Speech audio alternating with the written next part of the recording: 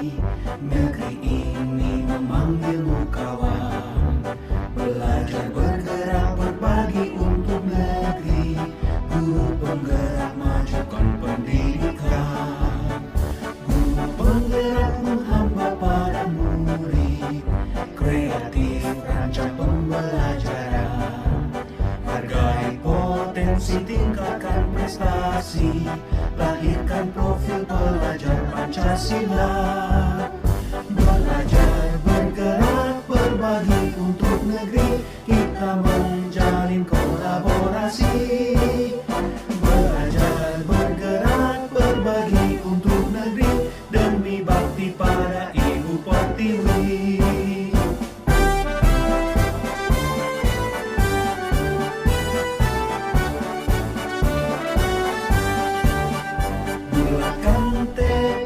Kuatkan hati, negeri ini memanggilmu kawan. Belajar bergerak berbagi untuk negeri. Guru penggerak majukan pendidikan. Guru penggerak menghamba pada murid. Kreatif rancang pembelajaran. Hargai potensi, tingkatkan prestasi. Lahirkan profil pelajar Pancasila. Belajar bergerak berbagi untuk negeri. Kita menjalin kolaborasi. Belajar bergerak berbagi untuk negeri. Demi bakti pada Ibu Pertiwi. Belajar bergerak berbagi untuk negeri. Kita menjalin kolaborasi. Belajar bergerak berbagi untuk negeri. Demi bakti pada Ibu Pertiwi. Demi bakti pada Ibu Pertiwi.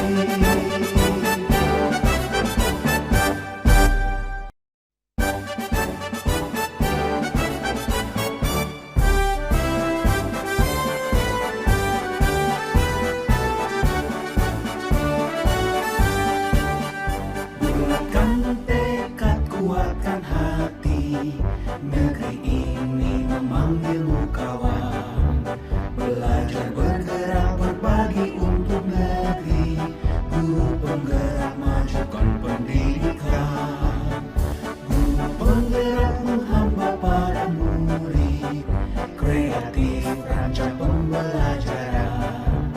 Hargai potensi, tingkatkan prestasi. Lahirkan profil pelajar Pancasila.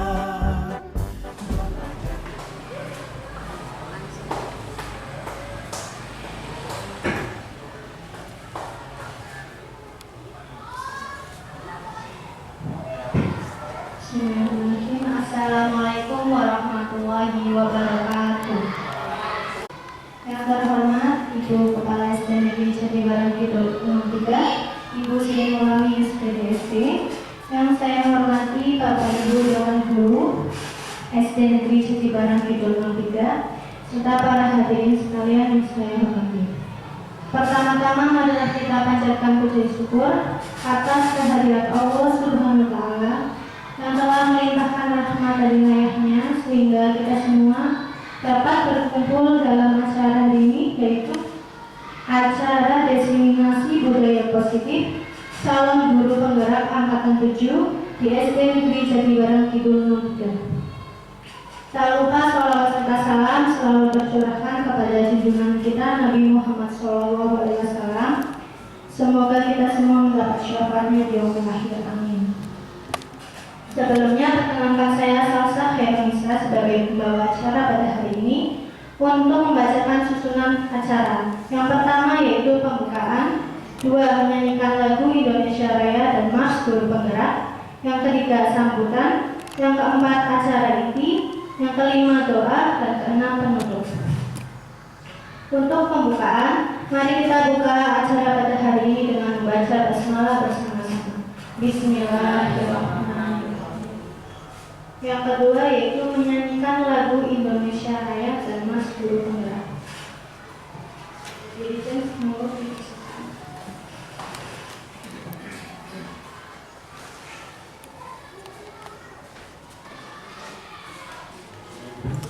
Hadirin dipersilakan berdiri.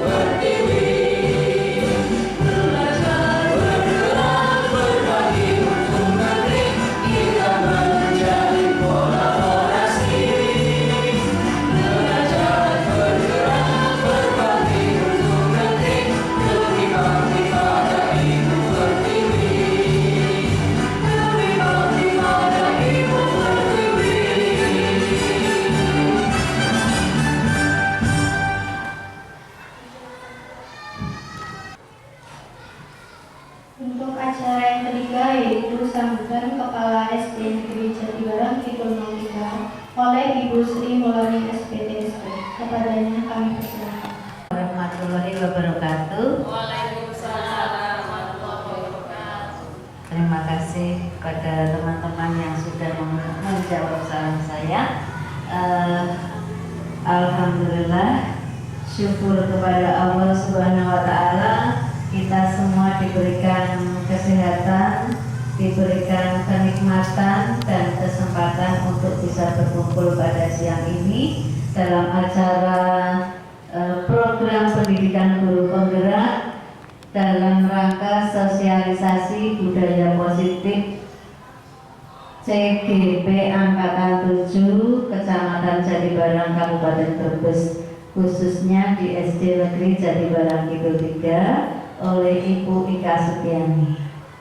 Dan tak lupa salam kepada junjungan kita Nabi Muhammad SAW yang kelak akan memberikan syafaatnya kepada kita di hari yaumul kiamah. Terima kasih pada rekan-rekan yang sudah menyempatkan diri berkumpul pada siang ini untuk mendapatkan ilmu dan berbagi ilmu dari calon guru penggerak. Harapan saya kepada teman-teman semuanya, setelah Bu Ika nanti ada CGP berikutnya, terutama semuanya ini tak lihat masih muda-muda semuanya. Ini dari Pak Anam, Pak Putih, Bu Nina, kemudian Bu Ani, Bu Nurjana, Bu Salsa, Pak Luki, semuanya adalah potensi Jati 3 yang kelak menjadi CGP berikutnya.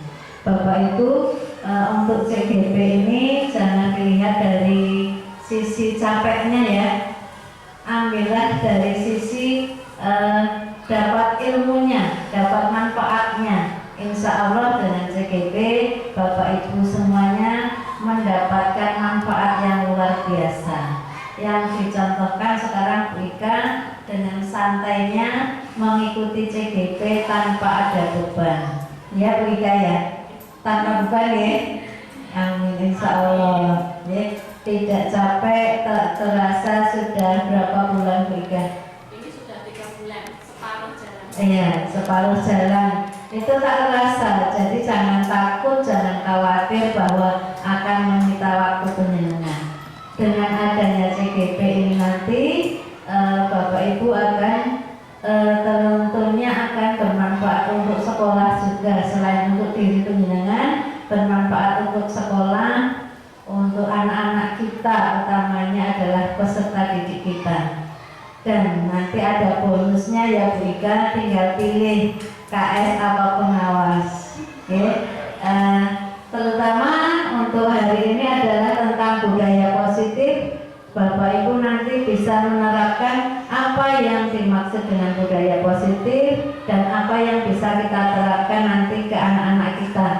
Bapak Ibu, mohon diikuti dengan seksama. Jangan hanya kita sekedar mengikuti saja lalu selesai, tapi nanti bisa diterapkan di kehidupan sehari-hari, terutama dengan anak didik kita. Gitu ya Bu Ika. Mudah-mudahan acara ini lancar sampai dengan selesai dan membawa manfaat untuk kita semuanya.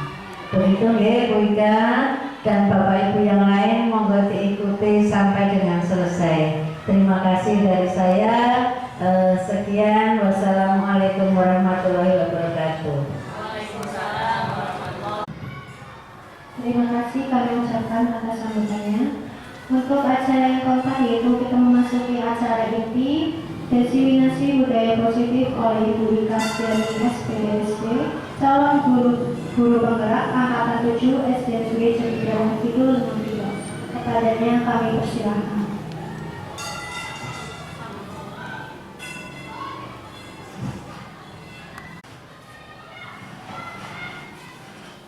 Bismillahirrahmanirrahim. Assalamualaikum warahmatullahi wabarakatuh. Waalaikumsalam warahmatullahi wabarakatuh. Kepada Ibu Kepala Sekolah SD Negeri Jatibarang Kidul 3, Ibu Sri Mulangi SPDSD, kepada rekan sejawat saya, Bapak Ibu Guru SD Negeri Jatibarang Kidul 3, Yang pertama, saya ucapkan terima kasih atas kesediaan waktunya sudah menyempatkan diri di tengah kesibukan untuk menghadiri acara diseminasi budaya positif calon guru penggerak angkatan 7. Salawat dan salam saya aturkan kepada junjungan kita Nabi Muhammad SAW. Semoga kita semua dapat syafaatnya di yaumul qiyamah nanti. Bapak Ibu guru serta Ibu Kepala Sekolah, untuk acara diseminasi ini selain saya ajukan untuk tugas dari aksi nyata, selain itu juga harapan saya nanti diseminasi ini bisa diterapkan oleh saya dan rekan-rekan guru SD Negeri Jati Barat 3 untuk memajukan pendidikan khususnya di SD Negeri Jati Barat 3. Oke, untuk memasuki acara inti diseminasi modul 1.4 budaya positif oleh saya Ika Setiani SPDSD dari SD Negeri Jati Barang Kidul 3. Yang pertama yaitu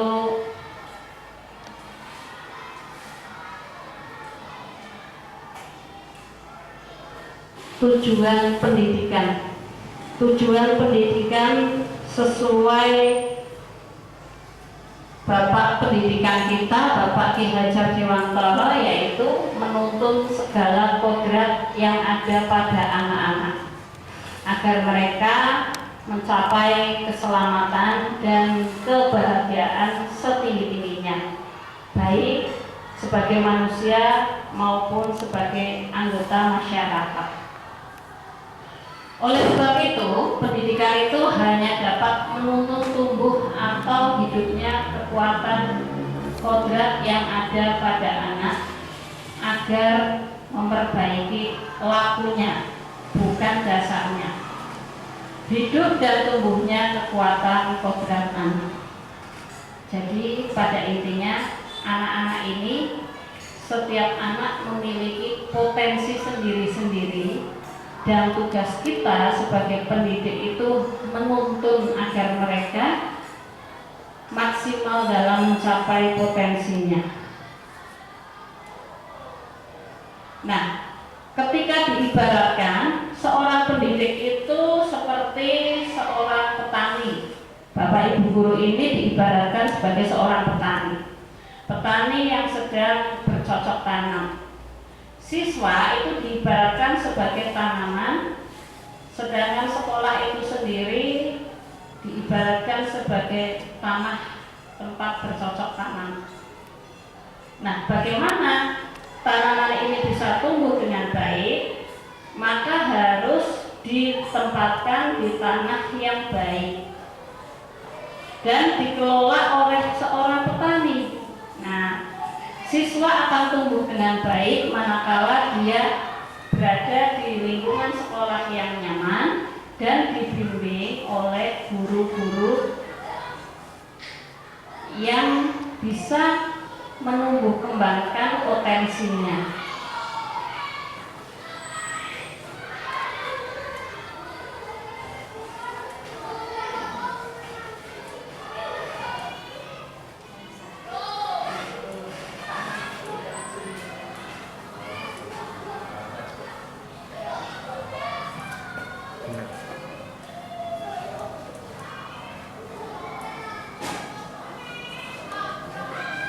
Nah,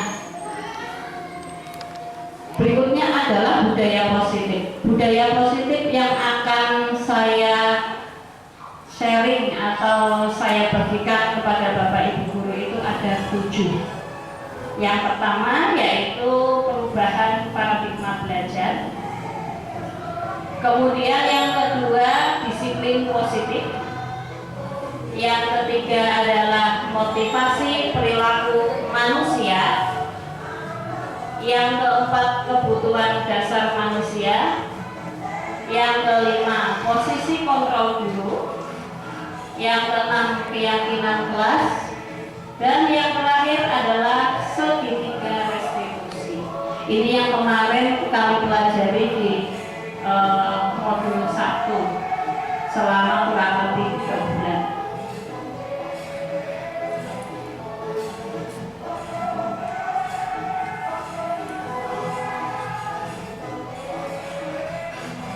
Yang pertama ada perubahan paradigma belajar.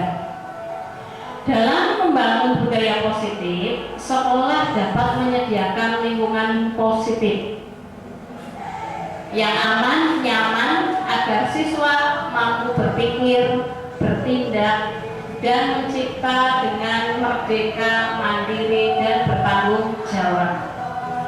Nah, disiplin sangat berkaitan dengan kontrol guru terhadap siswa. Jadi, tidak mungkin siswa bisa mencapai potensinya tanpa adanya campur tangan guru dalam mendisiplinkan siswa. Nah, yang kedua, disiplin positif. Ketika mendengar kata disiplin, apa sih yang terbayangkan oleh kita? Coba ketika Bapak Ibu guru mendengar kata positif, bayangannya apa? Yang baik-baik. Yang baik. Ketika mendengar kata disiplin, bayangannya apa? Patuh, aturan, ketat, hukuman ya. Biasanya disiplin identik dengan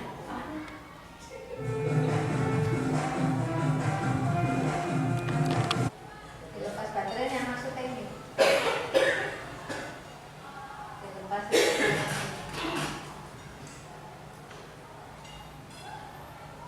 Saya nggak tahu apa ya. Oke, yang kedua tadi disiplin positif.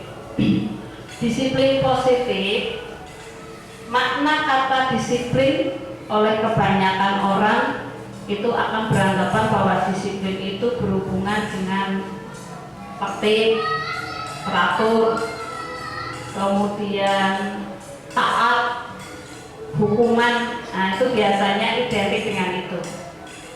Nah, disiplin positif itu berbeda dengan disiplin pada umumnya. Disiplin positif ini sebisa mungkin tidak ada hukuman.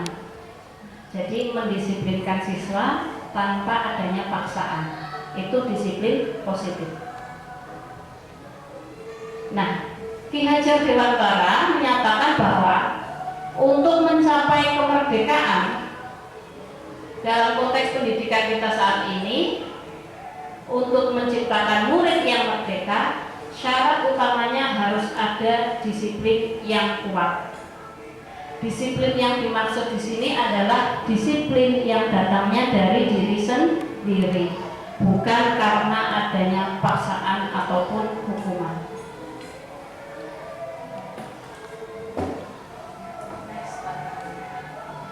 Untuk membangun budaya yang positif, sekolah perlu menyediakan lingkungan yang positif, aman, nyaman, agar murid mampu berpikir, bertindak, dan mencipta dengan merdeka, mandiri, serta bertanggung jawab. Salah satu strategi yang perlu ditinjau ulang adalah bentuk disiplin yang dijalankan di sekolah kita selama ini. Kira-kira sudah menuju ke arah disiplin positif atau belum?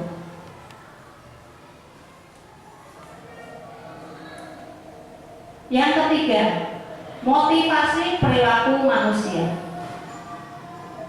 Seorang manusia itu akan bertindak karena ada motivasinya. Diane Gosling dalam bukunya Restructuring School Discipline menyatakan 3 alasan motivasi perilaku manusia. Ini perilaku setiap manusia itu ada motivasinya.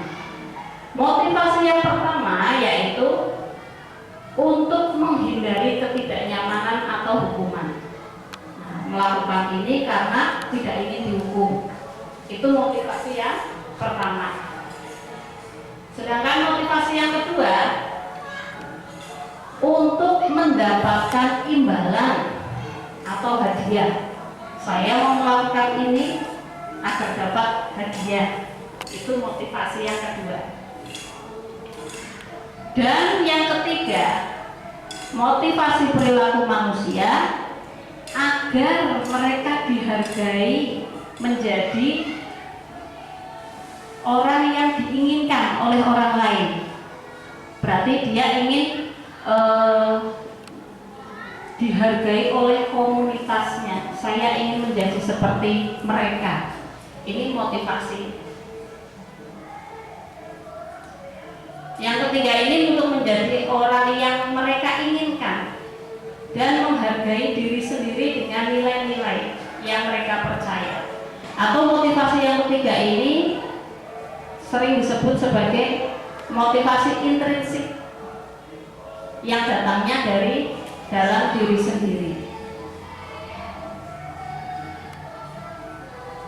Yang keempat, kebutuhan dasar manusia.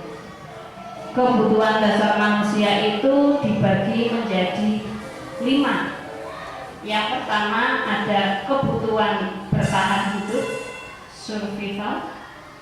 Yang kedua, kebutuhan cinta dan kasih sayang, ini belonging. Yang ketiga, kebutuhan akan penguasaan. Penguasaan berarti power. Yang keempat, kebutuhan akan kebebasan, freedom. Yang terakhir, yang kelima, kebutuhan akan kesenangan, fun. Nah, kebutuhan dasar manusia ini mempengaruhi perilakunya. Untuk tahu kebutuhan dasar manusia ini, kita mengacu pada contoh soal dulu. Ya, kita bisa membedakan mana sih yang disebut kebutuhan bertahan hidup. Ini contoh soal. Ibu Ambar, guru kelas wali kelas 2A di SD Pelita Hati sedang bingung. Ada muridnya yang bernama Doni yang datang padanya dan mengeluhkan.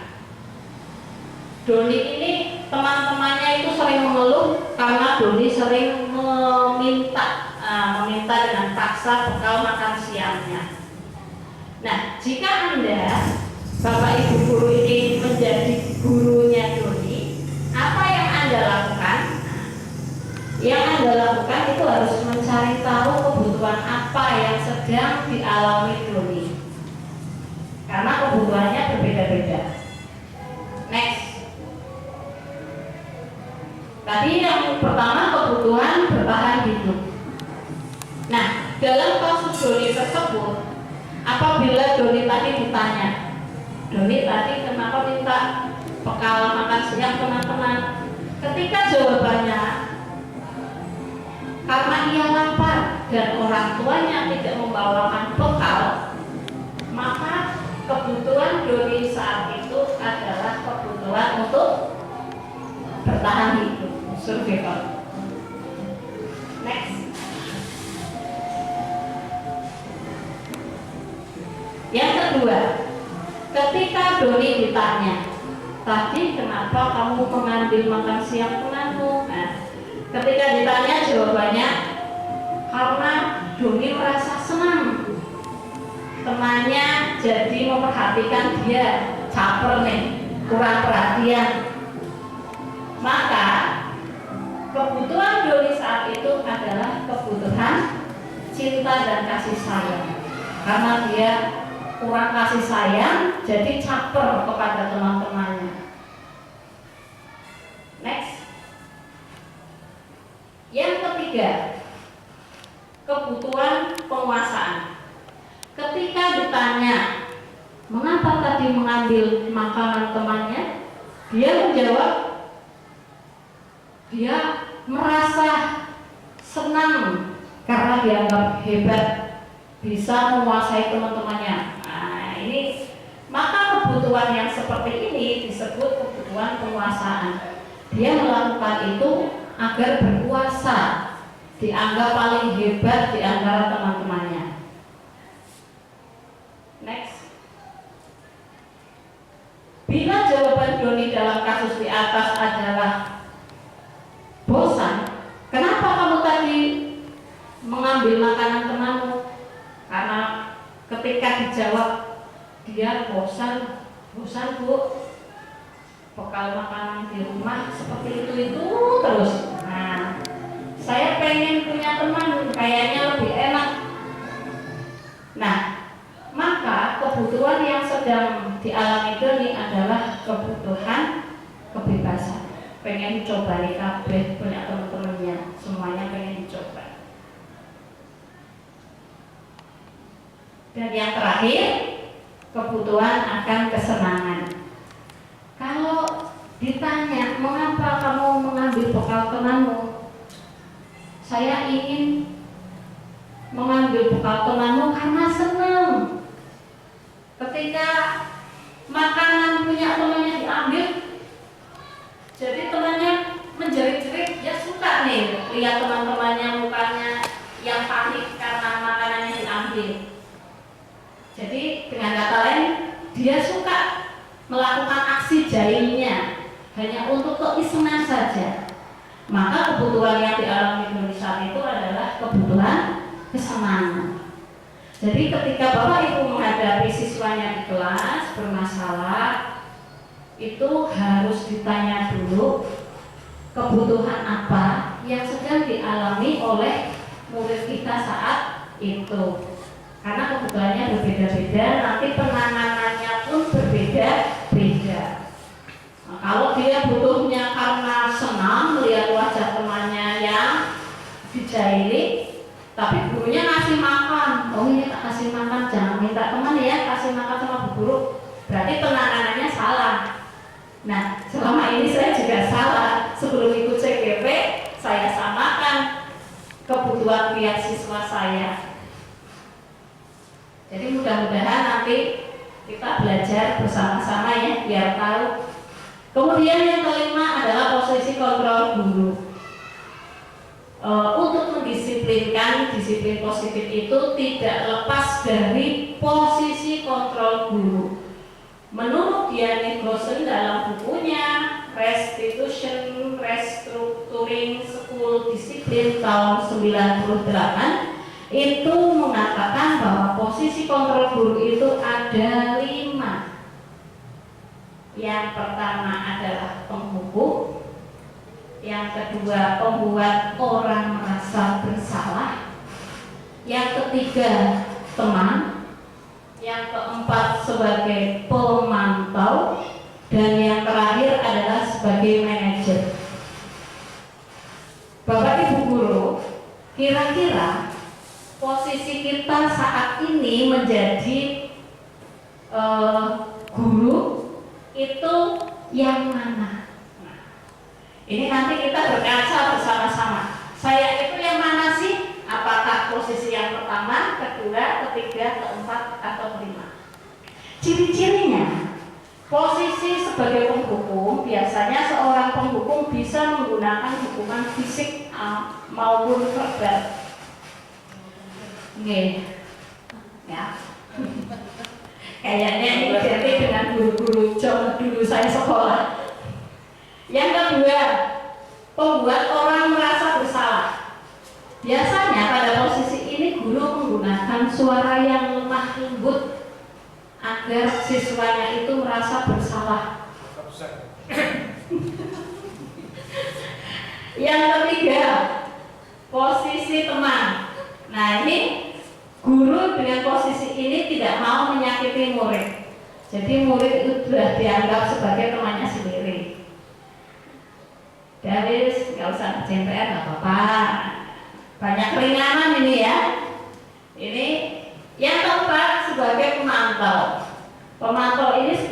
monitor.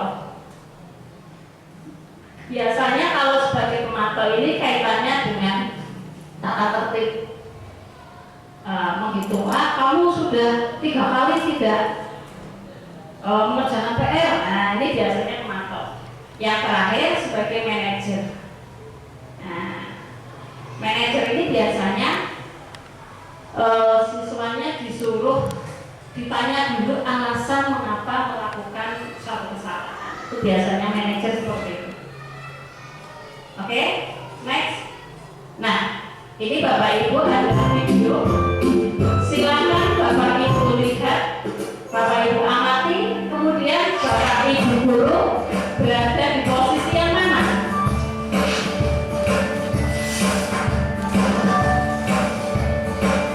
Apakah sebagai Bapak Ibu guru calon guru penggerak. Video ini akan menampilkan 5 adegan interaksi guru dan murid. Silakan menonton dan merefleksikannya. ini ada 5 tipe guru. Bapak Ibu nanti milih yang mana? Pagi anak-anak, silakan PR yang kemarin Ibu berikan diletakkan di meja. Anton, kamu sudah mengerjakan belum? Belum mengerjakan saya, Bu. Kamu selalu ya nggak ngerjain PR. Sekarang kamu duduk di depan, lalu tulis. Saya berjanji tidak akan mengulangi lagi. Saya berjanji akan berusaha menjadi murid yang rajin belajar sampai pelajaran saya selesai.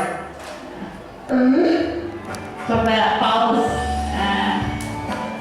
Kayaknya yang pertama, Hari ini ada tugas ya? ini yang kedua nih. Ada yang belum ngerti? Langsung nggak apa-apa. Ini guru yang kedua. Anton, kamu sudah mengerjakan? Belum, Pak. Kamu nggak ngerjain tugas ya?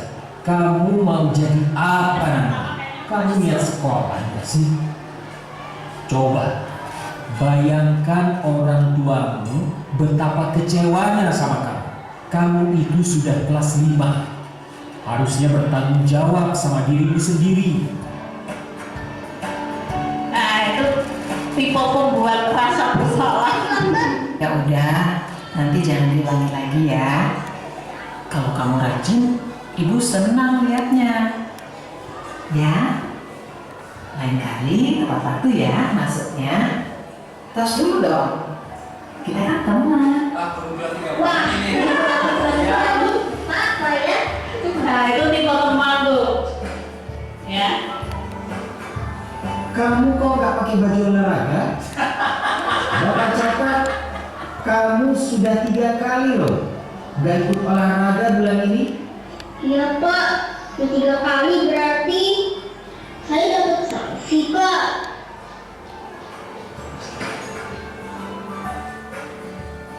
Ini, Bu, saya mengumpulin tugas. Maaf ya, Bu, saya terlambat mengumpulin tugas. Kenapa kamu terlambat mengumpulkan tugas? Iya, Bu, saya kalau sore dengan Ibu jaga warung, nggak sempat kerjain tugas. Kira-kira nih, apa yang bisa kamu perbaiki supaya kamu bisa mengerjakan tugas tepat waktu? Coba, kapan biasanya kamu membantu ibu jualan? Sebenarnya sampai di mana, Ibu? Bagaimana kalau kamu membuat jadwal? Kapan kamu akan mengerjakan tugas? Oh gitu ya, Bu. Ya coba deh, Bu. Terima kasih, Bu.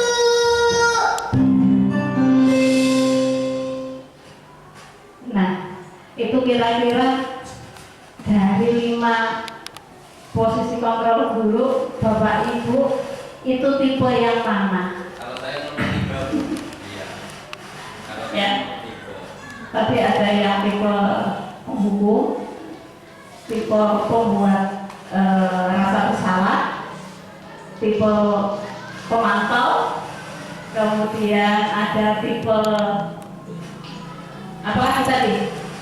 Manajer, satu lagi sebagai teman. Nah, dari kelima itu menurut Bapak Ibu yang paling pas untuk membuat disiplin positif di kelas itu yang mana? Yang nomor 5. Nomor 5 berarti nomor tadi. Manajer. Mengapa Kenapa? Karena ditanya sebabnya dulu, nanti terbit solusi. Saya lebih milih yang kelima, tapi saya sendiri belum bisa menerapkan mungkin. Kalau yang kelima itu kita akan mencari penyebabnya atau akar masalah dia itu terlambat, kemudian memberikan solusi agar tidak terlambat lagi, gitu. Nanti seperti ada solusinya. Terima kasih atas jawabannya Ibu Kepala Sekolah. Betul sekali Bapak Ibu.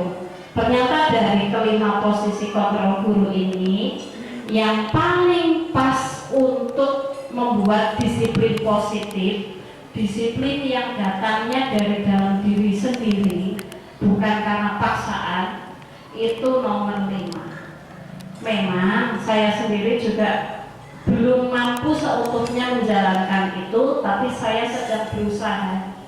Kenapa? Disiplin positif, posisi kontrol guru sebagai manajer ini akan membentuk disiplin positif, walaupun dengan relatif waktu yang lebih lama. Karena menyadarkan seseorang itu tidak mudah, butuh perjuangan dan butuh waktu. Beda dengan yang nomor satu ini sebagai posisi penghukum relatif lebih cepat untuk mendisiplinkan. Tapi disiplin ini datangnya bukan dari dalam diri sendiri. Ini efeknya nanti menimbulkan rasa takut pada siswa dan bisa menimbulkan rasa dendam. Wah, dulu saya dihukum sama Pak Guru si A ini. Awas nanti kalau saya sudah besar, bisa jadi seperti itu, ya. Maka yang paling pas itu adalah yang 5. Kalau yang nomor 2, membuat orang merasa bersalah, itu membuat anak rendah hati, rendah diri, minder. Wah, saya itu ternyata anak yang tidak berguna, dia akan membentuk. Kalau yang nomor 3, itu biasanya disiplin tidak akan bisa terbentuk karena apa? Menyepelekan gurunya. Pak Guru sekarang baik sama aku, saya nggak mengerjakan PR, nggak apa-apa. Nomor 3 tadi. Nomor berapa? Oh, nomor 3. Teman ya, berarti santai ya. Ini biasanya idola anak, karena santai, nggak apa-apa wes. Kemudian yang keempat, pemantau. Kalau pemantau ini biasanya sakut, lihatnya tata tertib. Kalau tata tertib biasanya sudah 3 kali tidak mengerjakan PR, hukumannya apa? Ini biasanya sebagai pemantau itu seperti itu. Hampir mirip dengan pemantau. Ingat tanggal melanggar. Ini ingatannya kuat nih sebagai pemantau. Perlu sih untuk aktivitasnya perlu. Monggo, next. Sudah ya, sekarang kita lanjutkan ke 6, keyakinan kelas. Setiap tindakan atau perilaku yang kita lakukan di dalam kelas dapat menentukan terciptanya sebuah lingkungan positif. Perilaku warga kelas tersebut menjadi sebuah kebiasaan yang dilakukan berulang-ulang akan membentuk sebuah budaya positif. Jadi dikatakan budaya positif itu kalau sudah dilakukan konsisten, berulang-ulang terus. Bahasa agamanya apa ya Pak? Istiqomah Pak? Istiqomah. Tapi kalau baru melakukan 1 kali positif, maka belum bisa dikatakan budaya positif. Nah, keyakinan kelas ini sifatnya abstrak daripada peraturan, lebih rinci dan konkret. Kemudian berupa pertanyaan-pertanyaan universal, pernyataan senantiasa dibuat dalam bentuk positif, hendaknya jangan terlalu banyak. Sebaiknya sesuatu yang dapat diterapkan di lingkungan tersebut. Yang keenam, semua warga kelas hendaknya ikut berkontribusi, dan yang terakhir adalah bersedia meninjau kembali keyakinan kelas dari waktu ke waktu. Next, yang terakhir adalah segitiga restitusi. Nah, kemarin yang terakhir saya lakukan adalah melakukan segitiga restitusi. Apa sih segitiga restitusi itu? Ada 3 langkah yang dilakukan untuk melakukan segitiga restitusi. Yang pertama, menstabilkan identitas. Yang kedua, validasi tindakan yang salah. Yang ketiga, menanyakan keyakinan kelas. Maksudnya apa? Segitiga restitusi itu maksudnya adalah untuk memperbaiki kesalahan seseorang. Misalnya ada siswa yang melanggar aturan, maka perlu dilakukan segitiga restitusi ini dengan tujuan anak tersebut tidak mengulangi kesalahan, kemudian menyadari apa kesalahannya, dan yang paling penting adalah bisa kembali ke komunitasnya, tidak dikucilkan karena sudah melakukan kesalahan. Langkah-langkahnya apa? Tadi sudah dijelaskan.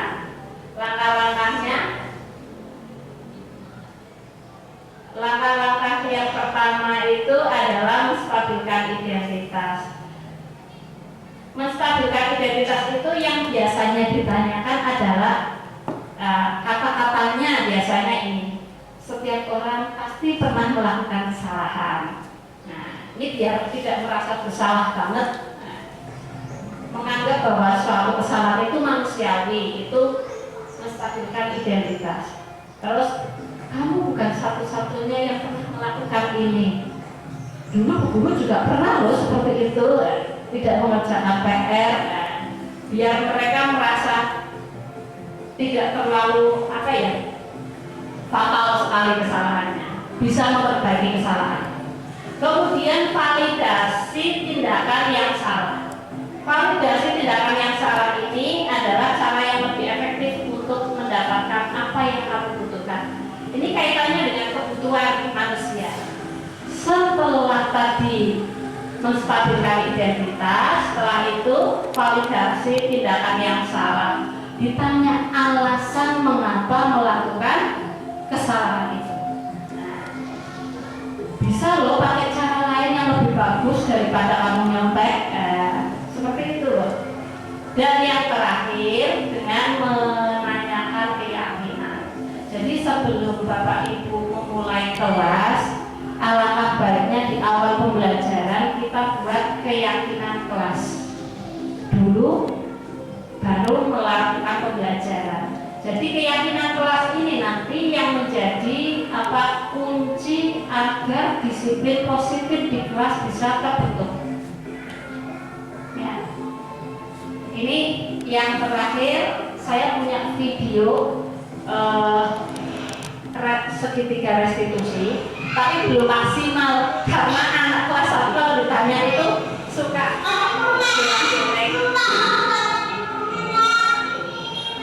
video ini asli tanpa pembuatan skrip.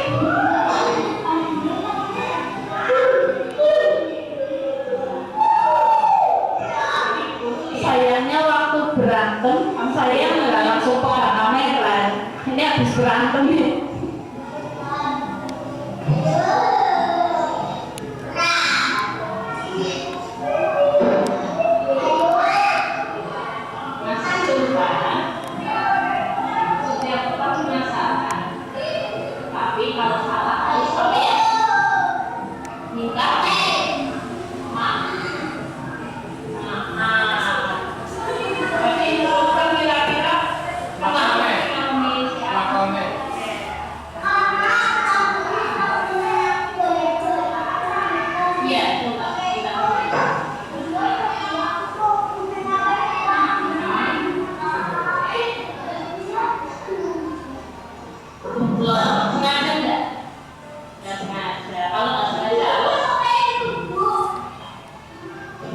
Minta maaf, karena dulu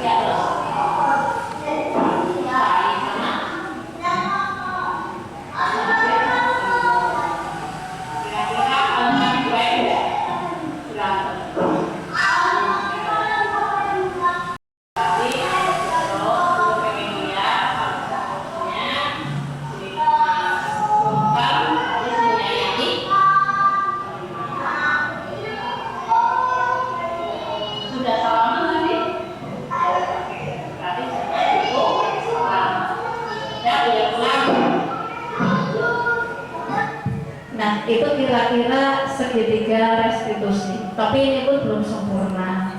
Karena apa? Karena saya pun berada di depan sini bukan karena pinter, enggak, tapi karena sedang dalam proses belajar. Saya berusaha menerapkan apa yang saya dapatkan dari program guru penggerak untuk saya terapkan di sekolah, terutama di kelas saya. Harapan saya nanti kelas saya menjadi pribadi, siswa-siswanya menjadi pribadi yang lebih baik lagi demi memajukan sekolah di SD Negeri Jatibarang Kidul 3. Next. Oh sudah, terima kasih Bapak Ibu Guru yang saya hormati. Demikian program sosialisasi budaya positif di SD Negeri Jatibarang Kidul 3. Saya selaku pemaparan, barangkali ada yang mau bertanya atau ada yang kurang jelas, kalau bisa saya jawab, saya berusaha menjawabnya.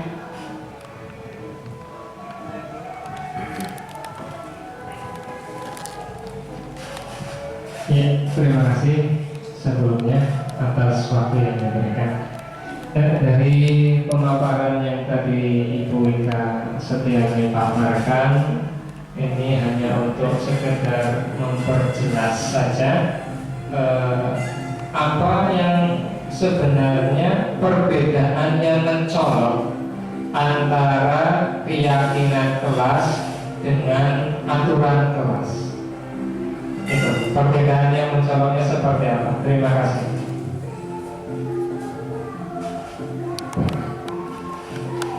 Terima kasih kepada Bapak Budi Yulianto atas pertanyaannya. Ini pertanyaannya sangat berbobot. Apa sih bedanya antara keyakinan kelas dengan aturan kelas? Tadi sudah dijelaskan bahwa yang namanya aturan kelas itu sudah dibuat oleh siapa? Oleh gurunya ataupun kepala sekolahnya. Jadi ketika siswa berada di kelas itu sudah ada tata tertib kelas, aturan kelas. Nah, anak itu tidak berhak untuk berkontribusi menyumbangkan sarannya untuk memajukan kelas itu. Beda dengan keyakinan kelas. Keyakinan kelas itu dibuat bersama-sama. Oleh siapa? Oleh guru dan siswa selaku penghuni kelas itu. Jadi dibuat bersama, kemudian disepakati bersama dan dilaksanakan bersama. Kemudian ketika ada siswa yang melanggar keyakinan kelas, apa yang dilakukan? Kalau aturan kelas ketika melanggar, otomatis konsekuensinya apa? Mendapat hukuman. Tapi kalau keyakinan kelas, ketika ada siswa yang melanggar, maka gurulah harus menerapkan segitiga restitusi.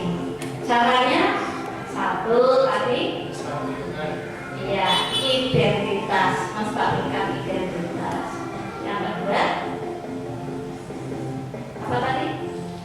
Validasi tindakan yang salah. Dan yang ketiga, menanyakan kembali. Loh, dulu kita buat keyakinan kelasnya apa? Diingatkan. Biar anak tadi yang sudah melakukan suatu pelanggaran atau kesalahan kembali ke jalan yang benar tanpa adanya rasa bersalah, tanpa adanya hukuman, tanpa adanya dikucilkan oleh teman-temannya karena sudah melakukan kesalahan. Kurang lebih seperti itu Pak Budi. Terima kasih. Ada yang mau bertanya lagi?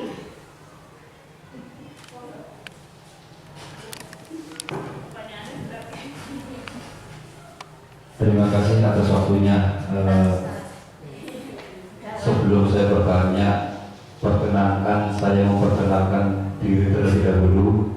Perkenalkan, nama saya Khairul Anam SPTI. Saya di SD Negeri Jatibarang Kidul 03 sebagai guru mata pelajaran pendidikan agama Islam dan budi pekerti. Yang saya akan tanyakan mungkin keluar daripada topik bahasan pada siang hari ini,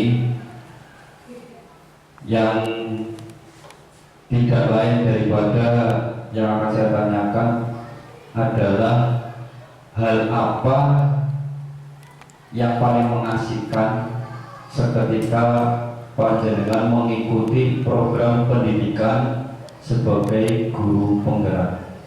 Kiranya bisa menjadi satu motivasi bagi pribadi saya sendiri dan teman-teman, kiranya juga untuk bisa ditularkan pada siang hari ini. Terima kasih.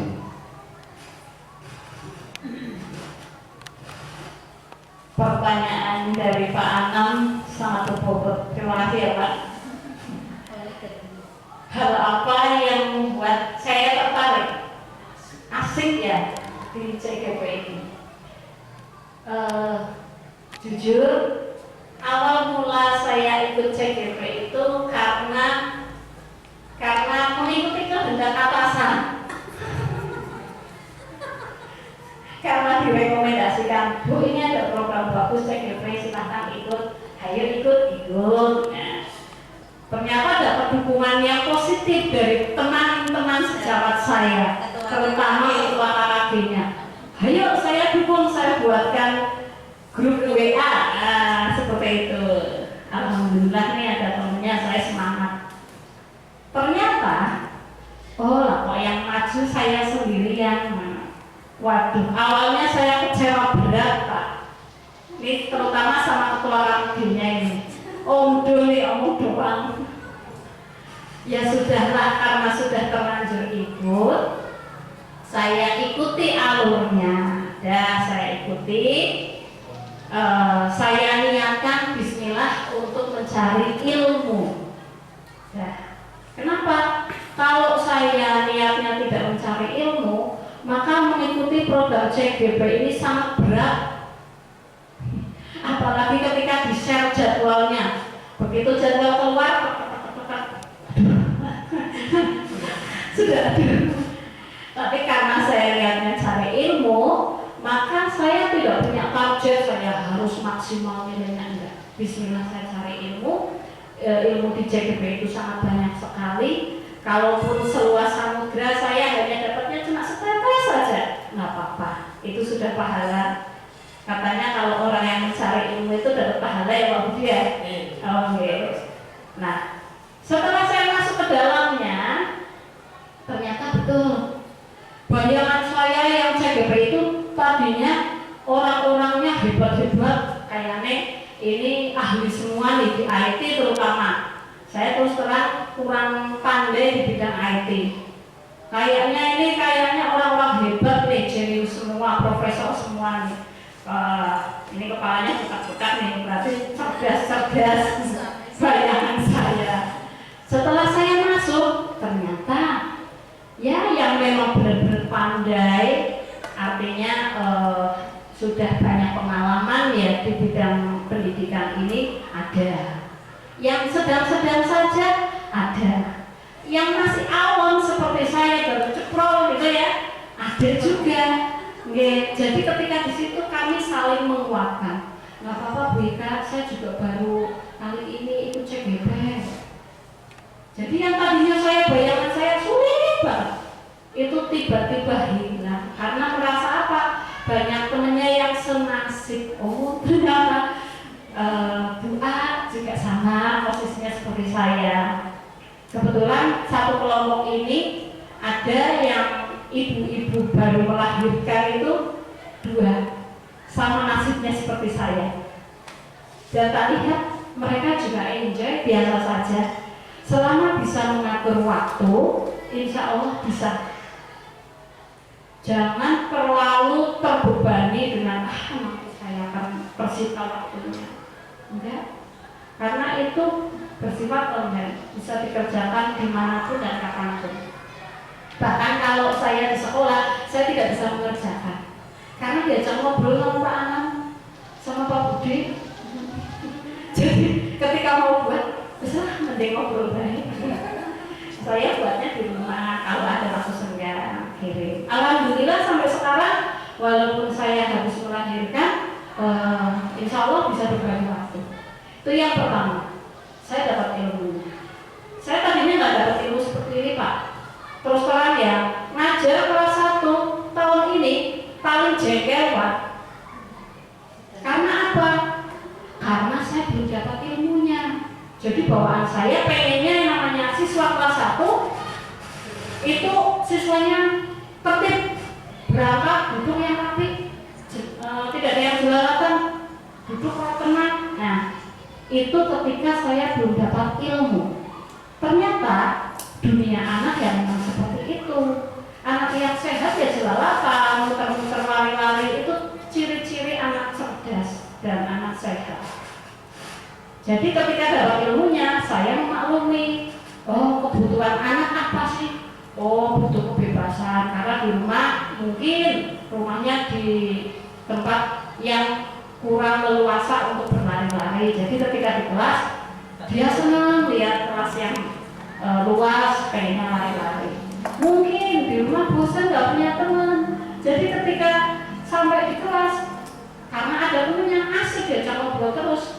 Sampai pelajaran pun masih ngobrol. Nah itulah ilmu yang sebenarnya tersirat dari CGP itu ini menurut saya. Ada lagi ilmu tentang IT. Dulu saya nggak kenal Canva, boro-boro Canva ya Pak. Ngerti saja kepotan. Sekarang minimal kenal, walaupun belum mahir, masih suka tunak-tunuk. Tapi di komunitas itu orang-orangnya tidak pelit ilmu. Ketika saya tanya, Bu saya nggak bisa buat Canva. Oh ini punya saya ada, jangan latihannya dulu. Nah, itu seperti itu.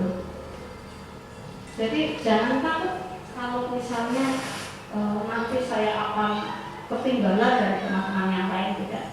Bahkan kita didampingi oleh PP dan fasilitator. PP ini pendamping praktek yang akan mendampingi kita selama kita melakukan pertemuan. Nanti ada pendamping yang setiap 1 bulan, kurang lebih 1 bulan sekali datang mendampingi kita di sekolah ada. Dan satu lagi fasilitator. Ketika tugas saya ada yang belum saya kirim, maka fasilitator maupun PP mengingatkan, Bu, ini ada resuman hasil tagihannya, jangan belum Bu, itu di-share. Oh kurangnya saya apa? Oh kurangnya ini. Saya punya grup, kebetulan satu grupnya isinya 8 bapak ibu guru. Di situ saya tanya, Pak saya ternyata tugas ini belum. Oh kalau belum, ini saya bantu. Mereka dengan senang hati membantu saya. Jadi saya nggak merasa sendiri. Yang kedua, keuntungan yang kedua dari CGP selain dapat ilmu, itu dapat teman yang berbagi hal-hal yang positif. Jadi saling menguatkan. Bahkan kemarin saya sempat kaget ketika teman-teman CGP nengok di bayi saya. Karena mereka kan tempatnya jauh-jauh dan kita ketemu itu hanya baru 2 kali ketemu. Ketika lokakarya awal dengan lokakarya 1 itu baru ketemu 2 kali. Ternyata empatinya sangat tinggi. Mereka rombongan datang ke rumah saya nengok bayi. Itu berarti keuntungan saya kedua bertambah tali silaturahminya, tambah saudaranya. Kurang lebih seperti itu Pak. Di sana kita akan ketemu orang-orang hebat yang siap untuk berbagi pengalaman, berbagi ilmu.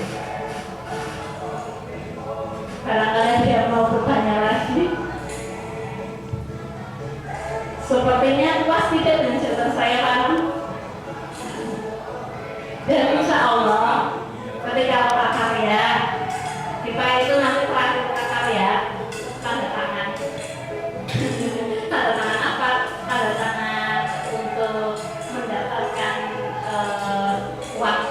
laptop dan uang sama internet.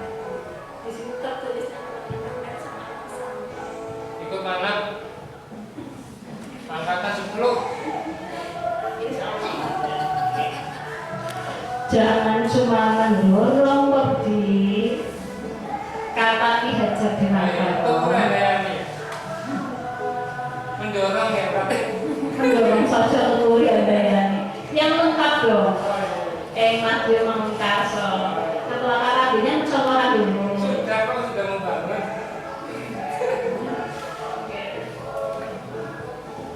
Dari pemaparan saya, barangkali ada yang mau bertanya lagi. Sudah 1 jam. Jadi barang itu 3 tentang sosialisasi budaya positif calon guru penggerak angkatan 7. Harapan saya sedikit berbagi sharing pengalaman ini agar Bapak Ibu guru yang lain juga tertarik untuk ikut memajukan pendidikan dan ikut mendaftar menjadi calon guru penggerak angkatan berikutnya. Itu harapan saya. Kenapa? Biar saya punya komunitas praktisi pendidikan.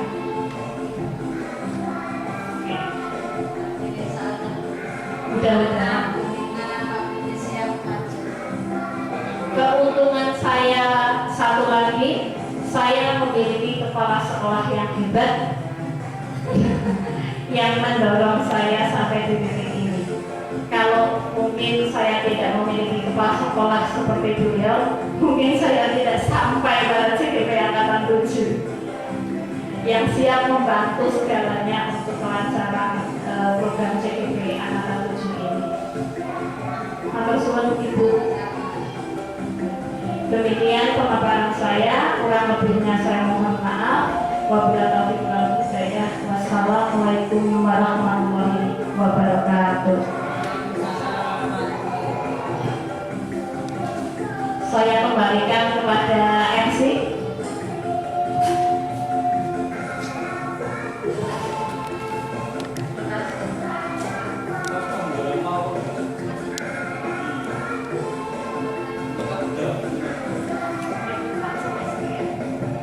Terima kasih atas ilmunya Bu Ika, semoga bisa bermanfaat dan dapat kita terapkan dalam kehidupan sehari-hari. Untuk acara terakhir yaitu penutup. Untuk menutup acara pada hari ini, mari kita membaca hamdalah bersama-sama. Alhamdulillahirabbil alamin. Demikian acara demi acara telah kita lewati bersama. Semoga ilmu yang kita dapatkan pada hari ini bisa bermanfaat dan kita terapkan dalam kehidupan sehari-hari. Saya selaku pembawa acara mohon undur diri dan mohon maaf apabila ada salah kata. Wabillahi taufiq wal hidayah. Wassalamualaikum warahmatullahi wabarakatuh.